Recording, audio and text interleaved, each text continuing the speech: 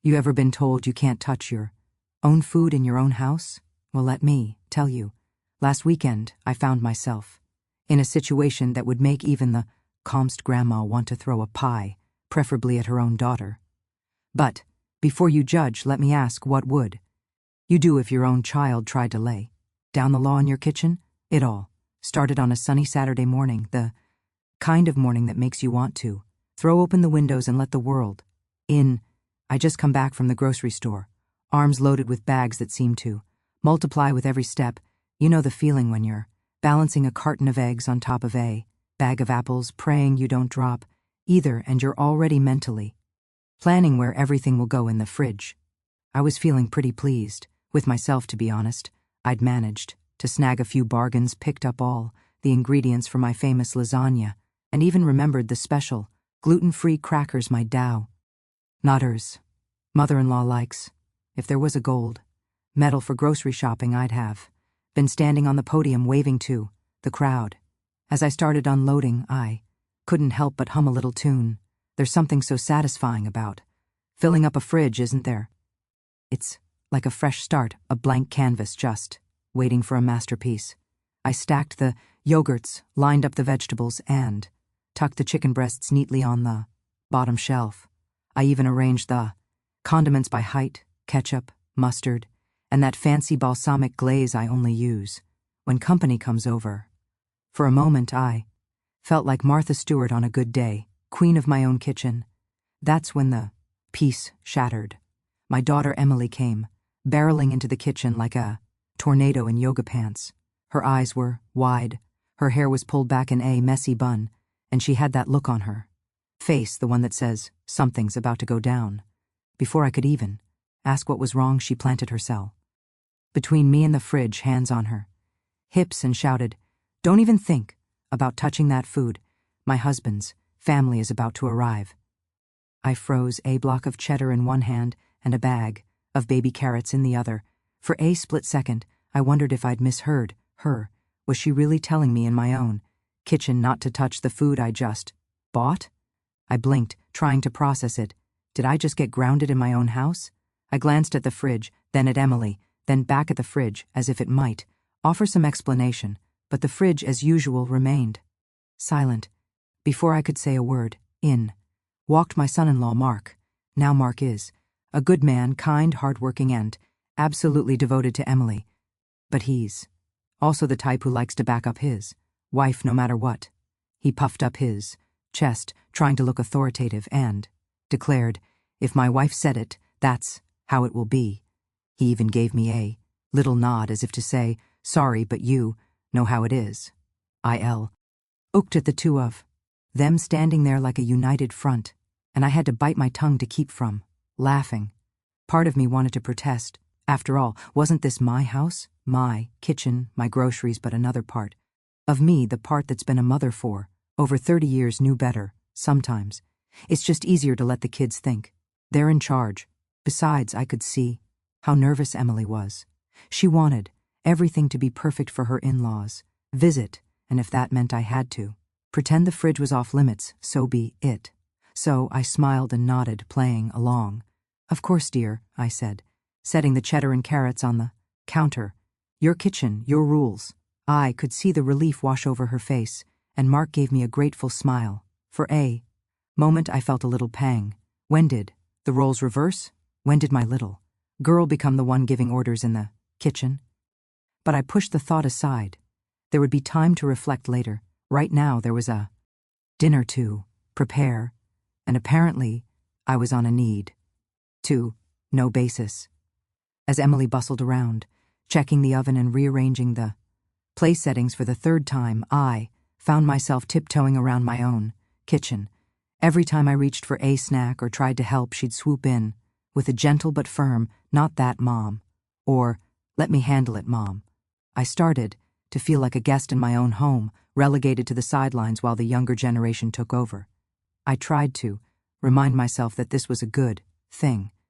Emily was confident, capable, and eager to impress her in-laws. Still, I couldn't help but feel a little left out. At one point, I caught Mark sneaking a handful of grapes from the fruit bowl. He winked at me, and I had to stifle a giggle. Maybe I wasn't the only one feeling a bit out of place.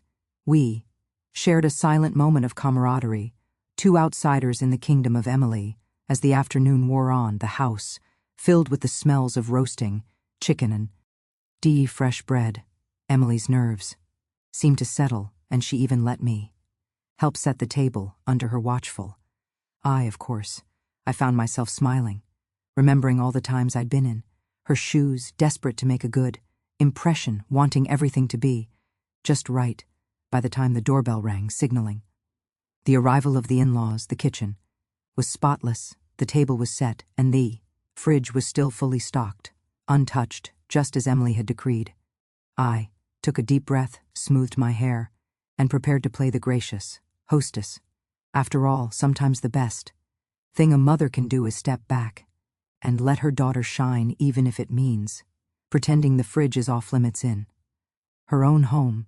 Little did I know the real drama was still to come. If you've ever been a guest in your own home, you'll know exactly how I felt that afternoon. There I was, tiptoeing around my own kitchen, stomach growling, while the royal feast I'd so lovingly shopped for sat untouched behind the gleaming refrigerator door. I kept glancing at that fridge like it was a forbidden treasure chest, sparkling with the promise of cold cuts, cheese, and that decadent chocolate cake I'd picked up on a whim. Have you ever tried to ignore a chocolate cake that's calling your name? It's torture, pure and simple. I swear I could almost hear it whispering, just one little slice, no one will notice. But every time I so much as drifted in the direction of the fridge, Emily would swoop in, eyes narrowed, and give me that look. You know, the one that don't you dare, Mom. Look, I started to wonder, whose house was this again? Meanwhile, Emily was a whirlwind of activity, darting from room to room, fluffing pillows and lighting candles, acting like Martha Stewart's more stressed out twin. She'd arranged the throw pillows on the couch so many times I was starting to worry the fabric would wear thin. She even polished the silverware, which, let's be honest, hadn't seen the light of day since last Thanksgiving. I watched her light the good candles, the ones she usually saves for special occasions, and I had to bite my tongue to keep from reminding her that her mother-in-law was allergic to anything floral. But Emily was on a mission, and nothing was going to stop her. Mark, my son-in-law, was no better. He kept peeking out the window every few minutes as if his family might parachute in at any moment. I half expected to see a line of SUVs pulling up the driveway, or maybe a marching band announcing their arrival. Every time a car drove by, Mark would tense up, then relax when it kept going. I could see the nerves written all over his face, and I almost felt sorry for him. Almost. I tried to help. Really, I did. I offered to chop some vegetables, set the table, even just fold the napkins. But every time I reached for a snack or tried to lend a hand, Emily would intercept me with a gentle but firm, "I've got it." At one point, I reached for a handful of grapes, and she practically leapt across the kitchen to stop me. "Not those, Mom. We need them for the fruit platter." I raised an eyebrow, but she was already off to rearrange the cheese board for the third time. I started to feel like a child, again sneaking cookies before dinner, except this time the roles were reversed. So, I did what any self-respecting mother would do. I found a quiet corner and watched the show. I perched on a bar stool, sipping my coffee, and tried to stay out of the way. I couldn't help but smile as I watched Emily and Mark fuss over every little detail. It was sweet, really, how much they cared about making a good impression. I remembered the first time I hosted my in-laws, how I'd scrubbed every inch of the house and agonized over the menu. I'd wanted everything to be perfect, just like Emily did now. Funny how life comes full circle, isn't it? But as the minutes ticked by, my stomach started to protest loudly. I glanced at the clock. Still an hour until the in-laws were due to arrive. My mind wandered back to that chocolate cake sitting so innocently in the fridge. Maybe just a tiny sliver, I thought. No one would notice. I slid off the bar stool and tiptoed toward the fridge, heart pounding like a teenager, sneaking in after curfew. I had my hand on the handle when I heard Emily's voice behind me. "Mom," she said, her tone half warning, half plea. I froze, caught in the act. She didn't have to say another word. I backed away, hands raised in surrender, and she gave me a grateful smile before returning to her. Whirlwind of activity, I wandered into the living room where Mark was still stationed at the window. "Any sign of the cavalry?" I joked, trying to lighten the mood. He chuckled, but I could see the tension in his shoulders. "They're always early," he muttered, glancing at his watch. "I just want everything to go smoothly." I patted his remembering how nerve-wracking it could be to host family. "It'll be fine," I assured him. "You've both done a wonderful job." He smiled, looking a little less anxious, and I felt a surge of pride for both of them. Back in the kitchen, Emily was fussing with the centerpiece, adjusting the flowers just so. I watched her for a moment, marveling at how grown up she looked. When did my little girl become this capable, confident woman? I felt a pang of nostalgia mixed with a touch of sadness. It's a strange thing watching your children take over the roles you once held, but it's also a gift seeing them thrive and make their own traditions. As the clock inched closer to the big moment, the house was spotless, the table was set, and the food was still off limits. My stomach grumbled in protest, but I couldn't help but laugh at the absurdity of it all. Here I was, the matriarch of the family, sneaking around my own kitchen like a thief in the night. But as I look at Emily and Mark working together to create the perfect evening, I realized that maybe, just maybe, it was worth it. After all, sometimes the best thing you can do is step back, let the next generation take the reins, and enjoy the show, even if it means waiting a little longer for that slice of chocolate cake. Finally, after what felt like an eternity of waiting, the big moment arrived. The doorbell rang, and the house seemed to hold its breath. Emily darted to the door, smoothing her hair one last time, while Mark straightened his shirt and tried to look casual, though I could see the nerves in his eyes. I stood back, watching with a mix of pride and amusement as they opened the door to greet the in-laws. In they came, all smiles and hugs, arms full of flowers and a bottle of wine, the kind of entrance that makes you feel like you're in a commercial for a perfect family gathering. There were handshakes and cheek kisses, and for a moment the house was filled with a warm, happy chaos that only family can bring. Dinner was, if I do say so myself, an absolute hit. The table was set beautifully, the candles flickered just so, and the food, well, let's just say there wasn't a crumb left. By the end of the meal, everyone raved about the roast chicken, the garlic, mashed potatoes, and the green beans with almonds. Even the gluten-free crackers got a nod of approval from Mark's mother, who, as it turned out, was not nearly as picky as Emily had feared. I sat back and watched as my daughter beamed with pride, basking in the compliments. I couldn't help but feel a little smug, knowing that I'd done most of the shopping and prepping, but I kept that to myself. After all, this was Emily's night to shine, and she deserved every bit of it. As the evening wore on, the conversation flowed easily. There was laughter, stories from both sides of the family, and even a few embarrassing childhood tales that had everyone in stitches. I watched Emily and Mark working together, seamlessly, refilling glasses and clearing plates, and I felt a wave of contentment. This was what family was, all about: coming together, sharing a meal, and making memories. I thought to myself, maybe I could get used to this new dynamic. Maybe it's not so bad, letting the kids take over once in a while.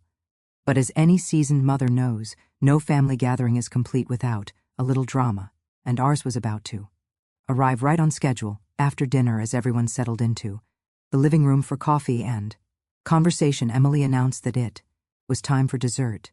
She'd been talking up the chocolate cake all evening, promising it was the perfect sweet ending to a perfect meal. She disappeared into the kitchen, humming to herself, and I could hear her opening the freezer to grab the ice cream. I was just about to pour myself another cup of coffee when suddenly a blood-curdling scream echoed through the house, a scar so loud and so shrill it could have woken the dead. The room fell silent, every head turning. Toward the kitchen in alarm, a moment. Later, Emily came running into the living room, her face as pale as a ghost, eyes wide with terror. She looked like she'd just seen a monster, or, worse, a mouse. "Mom," she gasped, clutching the doorway for support. "There's something in the freezer. Now, let me ask you, what would you do if your grown child came running to you, like a 5-year-old who just saw a monster? Under the bed?" I'll admit my first instinct was to laugh, but the look on Emily's face told me this was no time for jokes. I sat down my coffee and hurried into the kitchen, followed closely by Mark and his parents, who looked both concerned and a little curious. Emily pointed a trembling finger at the open freezer. "It's in there," she whispered, as if whatever it was might hear her. I took a deep breath, steeling myself for whatever horror awaited me. Was it a mouse? A spider? Some forgotten science? Experiment gone rogue? I reached into the freezer, moving aside the bag of frozen peas and the tub of vanilla ice cream, and then I saw it. There, wedged in the back of the freezer, was a giant, hairy frozen turkey. I'd bought it on sale a few weeks ago, planning to save it for Thanksgiving, and promptly forgot all about it. The way it was positioned, with its legs sticking out at odd angles and a layer of frost giving it a ghostly appearance. I could see how it might look a little unsettling, especially if you weren't expecting it. I burst out laughing, the tension melting away in an instant. "Emily, it's just the turkey," I said, pulling it out and holding it up for everyone to see. "I bought it last week and forgot to tell you. Looks like our Thanksgiving guest arrived a little early." For a moment there was silence, and then the whole room erupted in laughter. Even Emily, still a little shaky, managed a weak smile. Mark's father clapped me on the back, chuckling. "Well, that's one way to keep dessert interesting." Mark's mother wiped tears of laughter from her eyes, and Emily finally let out a relieved giggle as we all gathered around the kitchen, the turkey sitting proudly on the counter. I realized that this was the moment we'd remember, not the perfectly set table or the flawless meal, but the unexpected, hilarious chaos that brought us all together. Emily hugged me, still laughing, and whispered, "Only in our family, Mom, only in our family." And, you know what? She was absolutely right. I walked over to the freezer, doing my best to keep a straight face, though I could feel the laughter bubbling up inside me. Emily was still standing there, pointing with a trembling finger at the back of the freezer, her eyes wide as saucers. The rest of the family had gathered in the kitchen doorway, craning their necks to see what all the fuss was about. I leaned in, peered past the bags of frozen peas and the half-eaten tub of vanilla ice cream, and there it was, the infamous hairy frozen turkey. I'd completely forgotten about it. I'd bought it on sale a few weeks ago, thinking I was being clever and thrifty, and then promptly stuffed it in the back of the freezer, out of sight and out of mind, now with a layer of frost clinging to its skin and its legs sticking out at odd angles. It looked less like a holiday centerpiece and more like a creature from a low-budget horror movie. For a split second I could see how Emily might have mistaken it for something alive, ready to leap out and join the party. I turned to look at her, trying to keep my composure, but the corners of my mouth were already twitching. "Emily," I said, holding up the turkey for everyone to see, "I think we found your monster." The room was silent for a heartbeat, and then, as if on cue, my daughter burst out laughing. It started as a giggle, then grew into a full-blown belly log, the kind that makes your sides ache and your eyes water. Mark, his parents, and even I couldn't help but join in. The kitchen, which had been filled with so much tension and nervous energy just moments before, was suddenly alive with laughter. Mark's father slapped the counter, tears streaming down his face, while his mother leaned against the fridge, gasping for breath between fits of giggles. Even Emily, who had been so tightly wound all day, was doubled over, clutching her stomach and shaking her head. It was as if the frozen turkey had cast a spell, melting away all the stress and anxiety that had built up over the course of the day. The in-laws, who had seemed a little stiff and formal, At first, were suddenly relaxed and at ease, swapping stories about their own kitchen mishaps and holiday disasters. Mark's mother told us about the time she'd accidentally cooked a plastic bag inside a roast while his father confessed to once mistaking powdered sugar for flour in a batch of cookies. We all laughed until our cheeks hurt.